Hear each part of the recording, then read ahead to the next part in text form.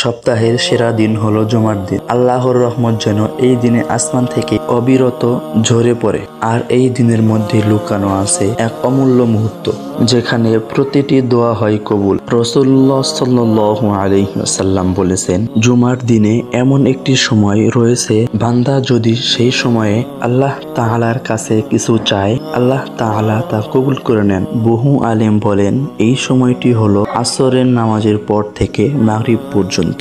ভাবুন একবার, যে সময়টাই পৃথিবী ধীরে ধীরে অন্ধকারে হারিয়ে যায়, আকাশে সূর্যটা নিচে নেমে আসে, ঠিক তখন আল্লাহ সুবহানাহু ওয়া তাআলা আমাদের দিকে রহমতের দরজা খুলে দেন। আপনার দুঃখ, কষ্ট, আশা, চাওয়া সবকিছুই যদি এই সময়ে তুলে দেন আল্লাহর কাছে, হয়তো আজই তা কবুল হয়ে যাবে ইনশাআল্লাহ। তাই আসুন জুমার শেষ প্রহরটিকে করে তুলি আমাদের অন্তরের কান্না ও প্রার্থনার সময়। চুপি চুপি কেবল বলি, ইয়া আল্লাহ। আপনি শুনছেন, আমি জানি, হয়তো এটাই হবে আমাদের জীবনের সবচেয়ে কবুল হওয়া দোয়া। আল্লাহ আমাদের এই বরকতময় সময়ে দোয়ার তৌফিক দিন, আমাদের দোয়া কবুল করুন, আমিন।